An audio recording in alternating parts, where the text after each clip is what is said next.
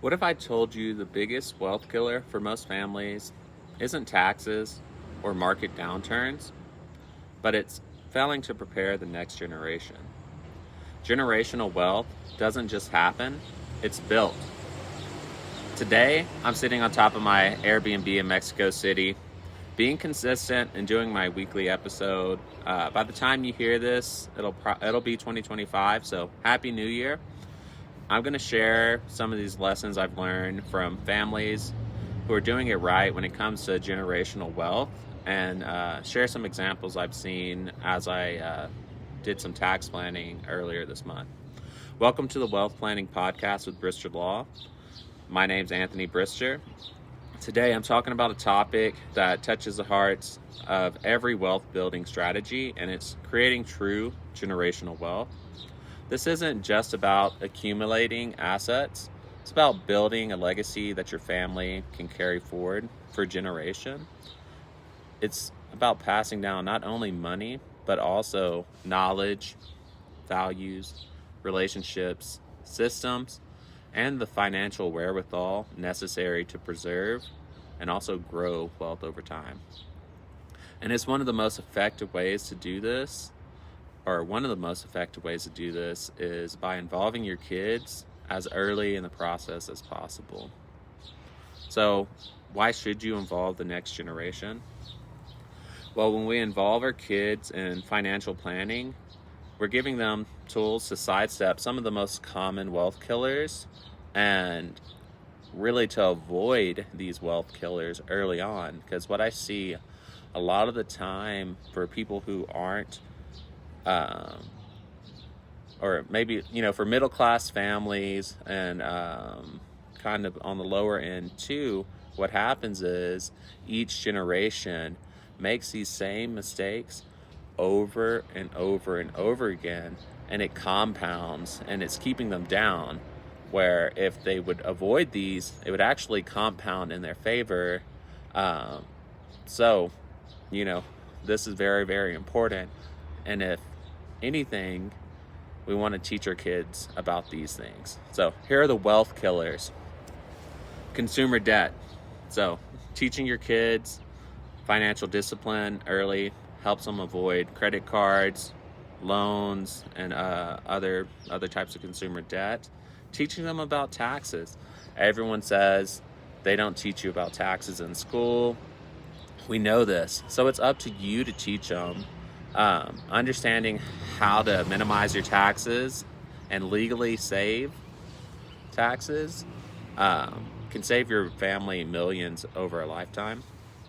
Also, not having enough savings, just build some early education on budgeting. Show them, how to save, what's an appropriate amount, where to store the money, and why it's important to have kind of that rainy day fund, especially when you're younger, in your early 20s. Sometimes we don't have that built up and we're kind of living in the moment. Most people wait a little too long.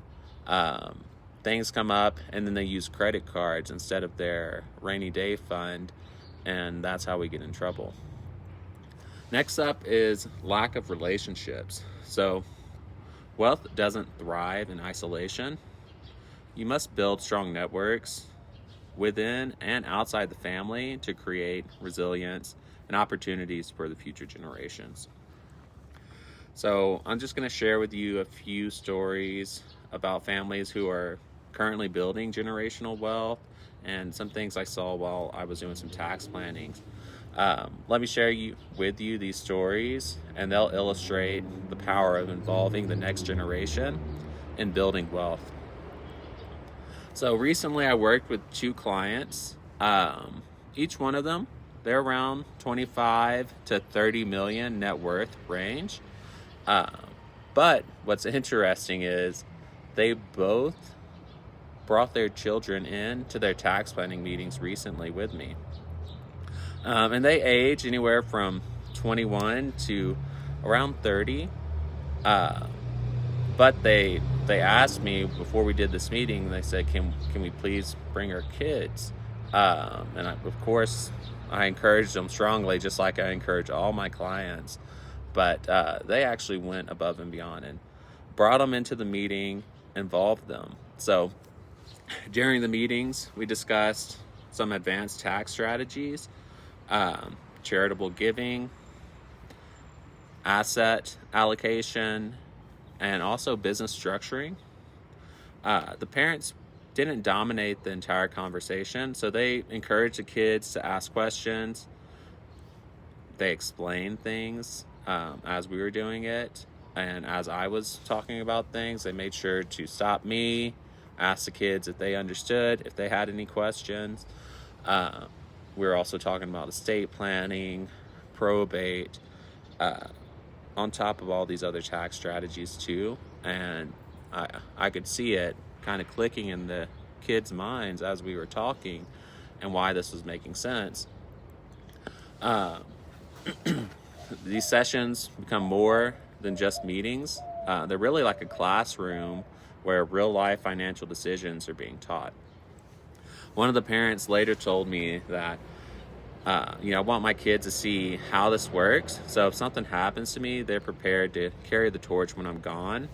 This mindset really is equipping the next generation with both knowledge and responsibility on how you create wealth that lasts. Involving and being transparent with your kids is tough, I know. But showing them that mistakes happen and that you must continuously learn and involve a team and adapt can really make a difference in the decisions that they make once they're out on their own. Now, I know it's tough because you're holding yourself accountable too now. Being transparent and involving your kids means that you may have to do a little bit of work. You may even be embarrassed of the mistakes that you've made or where you're at right now, and you might think that you should be further ahead. But trust me, your kids will be further ahead than you because of what you're doing and by involving them and teaching them about your mistakes. So let's talk about another family, or a family of icons really, the Kardashians. So love them or hate them, the Kardashians are a modern day case study of family wealth and building family wealth. Kris Jenner, often dubbed the Momager, turned her family into a $1 billion brand. Now we all know what started, or maybe kicked off this with Kim, but even with that, they've done a really, really good job of kind of taking that fame and building a huge family brand. What's fascinating is how each member of the family has their own lane. So Kim, Kylie, Khloe, Kourtney, even the younger generation like Kendall, all have individual businesses or ventures, but they still collaborate and support each other, keeping the wealth within the family. This level of involvement and intentionality didn't just happen by accident. So they've turned their name into a legacy by involving every family member in some aspect of the brand. They've ensured that the wealth building machine doesn't rely on one person alone, and that it will continue to go if something happens to another one. So what's the lesson here, really? It's to collaborate, share responsibility, and that will strengthen generational wealth by teaching your kids to be contributors, not just beneficiaries. You can create a structure that can withstand challenges that are definitely going to happen over time. You just have to prepare them for it. Let's talk about one of my clients who owns a bakery. She's got a small home bakery business. The parents involved their children in everything from baking to packaging and even customer service. Over time, as the kids got older, they began running different aspects of the business: marketing, operations, and finances. Today, this bakery has grown from a small in-house business to a multi-location business, and the kids are the ones driving most of this expansion. The parents have gotten older, and they still play their role, but mostly in the mentorship part of it. The kids have kind of taken over and stepped into the operations. So, what has this done? Well, it's really allowed the kids from an early age to step in and be fully equipped to lead when it was their time. So this story really shows the power of installing entrepreneurial values early. By giving the kids ownership and responsibility at an early age, these kids or these parents turn a family project or maybe even a hobby into a generational enterprise. Something else I want to talk about too is time and compound interest is at your kids' advantage over you.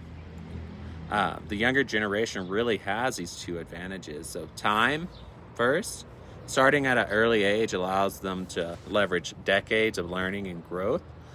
Barring any accident, your kids are probably going to outlive you. So they're going to have a lot more time to grow the wealth.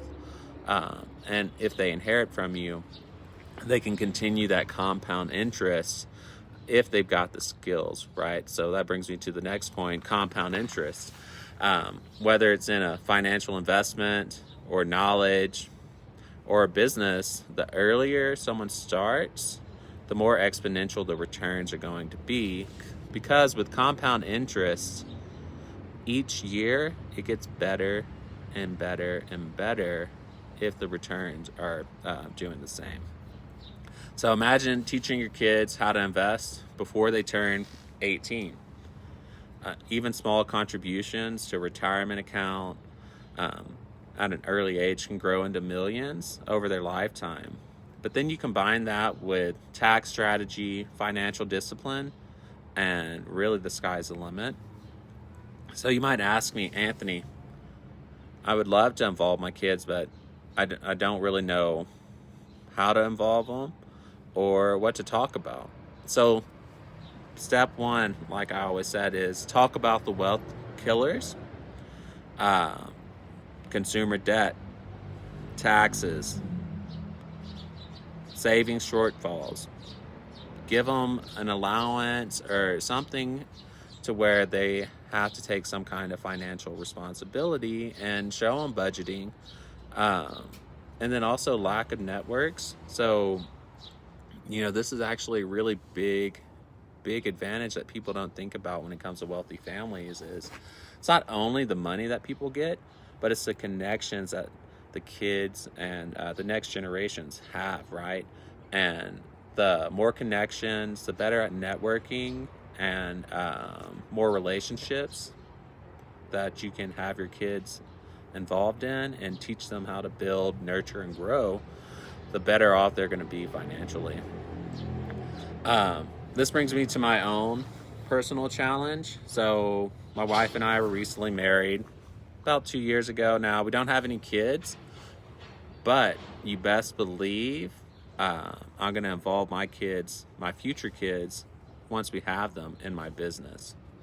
They're going to know about Brister law, but not just the technical side, but also the values of service, discipline, strategic thinking.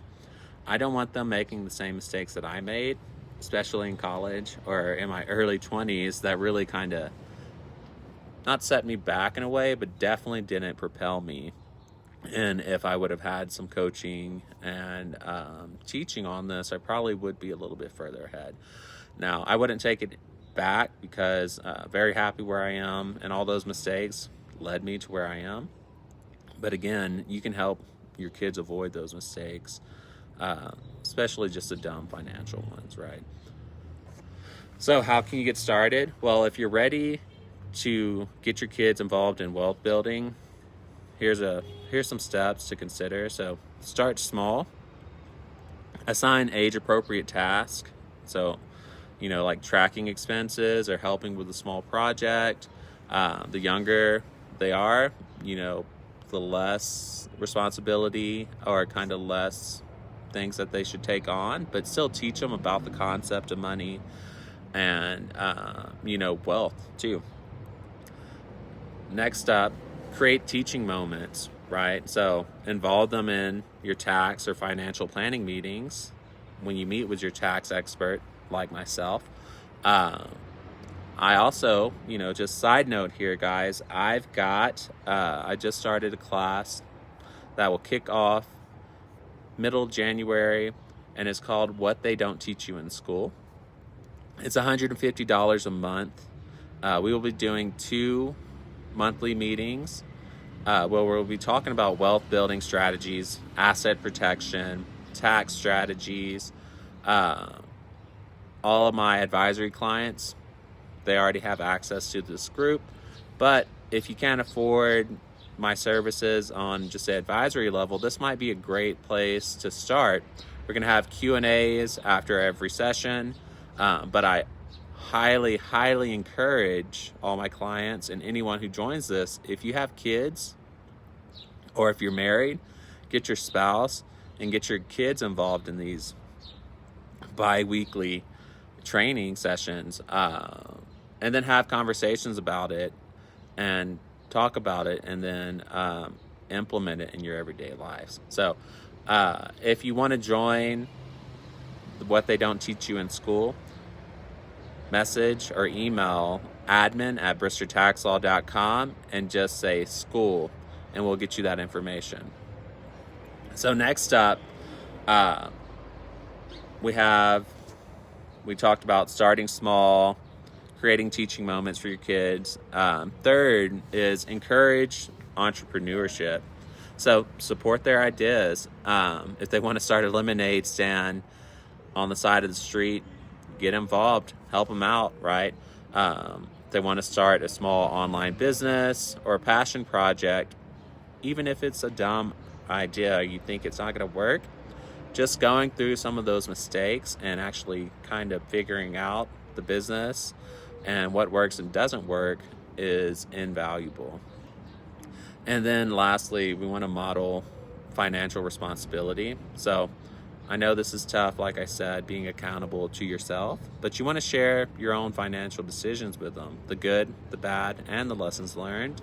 The big key here is we don't want the next generation repeating the same mistakes that you've made, that your parents made. If you can avoid that, you're already going to be ahead of 90% of people. At the end of the day, generational wealth is about more than money. It's about creating legacy of knowledge, values, and responsibility. When you involve your kids, you're not just securing your family's financial future, you're building leaders who can carry the torch for generations to come. It's tough, but it's definitely worth it. So if you found today's episode valuable, or if it resonated with you and you want to take that first step to involving your kids in your financial journey, go schedule a discovery call at bristertaxlaw.com, or you can follow my site, follow me on YouTube, Instagram, to learn more about wealth building and asset and tax strategies. And don't forget, like, subscribe, share this podcast with others who want to build a legacy of generational wealth.